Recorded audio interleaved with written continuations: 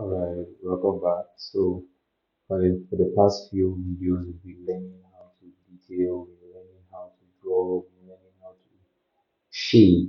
We've been drawing several images, several pictures of mouth, nose, anatomy, several anatomy. But in this video now, I'm going to be teaching you how to be able to replicate with picture reference your drawn paper on your drawing sheets, how to replicate picture reference exactly. And the method we use for this is called grid method. So first of all, the app you're going to need is what this grid app over here.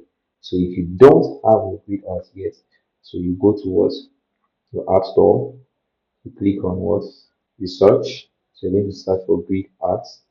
This is for iPhone users, so you search for grid art, you click search, then is the first one that pops up. If you have it, you open. If you don't, you download and then you open. But this is the app you're going to be needing. So once you're done, you click open.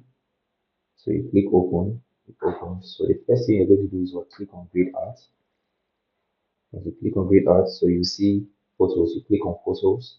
You're going to take it to your gallery images, right? So you're going to choose the image which you want to use for it now. So we've chosen this. So the first thing you're going to do is change your color picker. In this case, you change it to black because what your background is bright. So if you use white, you won't see your grids. So click on OK. Next thing you go to what custom grid. So it's more preferable to use inches. So once you use inches, you click 1 inch, 1 inch for height, 1 inch for width. So use most preferably A3, A4, A5, and A4 is okay.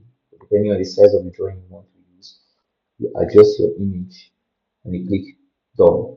Once you've done that, it's going to what give you the exact proportions that you need what to draw. So next thing was you reduce your text size so it's not looking too big. The lesser it is, the better it looks. The more space you have to do your drawing. So you save. Once you save, you go back to your once you've done this, it's saved in your photo gallery. You go back to the photo gallery, you see it there. Faxo. It's saved there for you. Let's go back. So click on photos. Click on photos, come back. You click on the last image here, you see it is already saved. To make this, you can even zoom in, zoom out.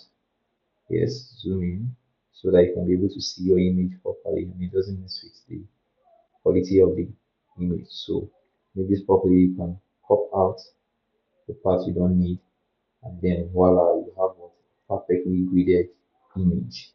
So now what do we do in the case where the image has color and you need to take it back to black and white? So let's pick one image here that is colored. Yes. Okay, so let's pick this. We have this already. So remember, we go to what custom grid. What remember choose inches, then one inch. For this 1 inch per height for A4 paper. Yes, so you click on A4, then click OK. Now you adjust your image to where you need it to be, centralize it, then you click what's done, and then you have your images there. You have your grid lines perfect. All right. Now for this case, now we have the line is looking white and it's interrupting the image itself. You cannot be able to see what you want to see properly. So we'll have to go back and change the image lines, the color. All right. So you can reduce the lines of the stroke to be very slender so that you can see through. So, but we'll go back, reduce your size, reduce your text size, reduce your text size so that you can be, so that you can be as low as possible. Then change the color of the text because we have a white background now, a bright background now. We change the color of the text and you can see it's because it's now black text that you have. So use your grid, change the color of your grid lines to black. So once you've done that, you click OK.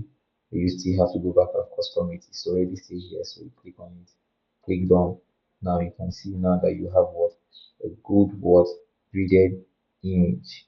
Alright, so now the next thing is what to invert it to black and white. So you click on effects. So once you click on effect, you scroll it back to the last part. That's where you see the black and white. Now the best effect to choose is the second to the last. You choose the second to the last, that gives you the perfect gradient that you need. So you click OK.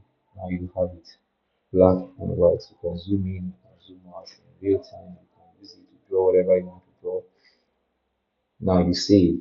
Once you've saved, just to be sure that if you save here is still there, you can click on share for Apple users.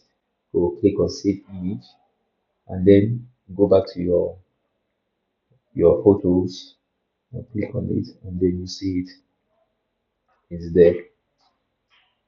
The same thing perfectly, and what the grid app doesn't mess with what your image quality. That's one of the reasons why I love the app so much. So now, well, I just started using it recently, so let's be fine. So now, thirdly, you can use it for any image. Let's use like a third image so that I'll make it elaborate so that you can understand perfectly how you can go about it. So thirdly, now you pick a third image. Let's say for an image like what this avatar image now, which is dark, you need a bright grid. So you just custom it to what one the height, one the width, then E4 paper. So when you click on it, alright, then when you click on it, you adjust your image. Simple. Adjust your image. Once you're done, click done. Now you already have it perfectly gridded for you. The next thing you just have to do is what, like I said, you go and reduce what your grid text so that it's not so big. So you click on grid text, reduce it so that it's not so big. So you click on done. Now, now click on done. Let's see if you can change the grid color as well. Well, so click on the grid color. But since it's a dark background, a yellow grid color can still work. So we'll use the yellow. Once we're done with that, now this pattern or this means that we're using now can be done for any picture at all, any picture at all, anything you want to draw. Once you use this grid method, it will give you the exact proportions you need. So the next thing is just what you save. Then now you can go back to your gallery, click on photos, and then it will appear here. The last one you see, that's the perfect one. That's the graded one. So you can use this for any picture that you intend to draw, A4, A5, A6, whatever. Once you've done this, you replicate on your image, you replicate on your paper, and be able to get the same this one and use the same method that I taught you how to draw on pieces. Thank you so much. Now you can zoom in and see now that it doesn't mess with it doesn't mess with the quality of the picture. You replicate exactly as you see. All right. Thank you so much. It's been awesome teaching you. You're learning properly. All right. So apply these, and I will see you in the next video. Thank you.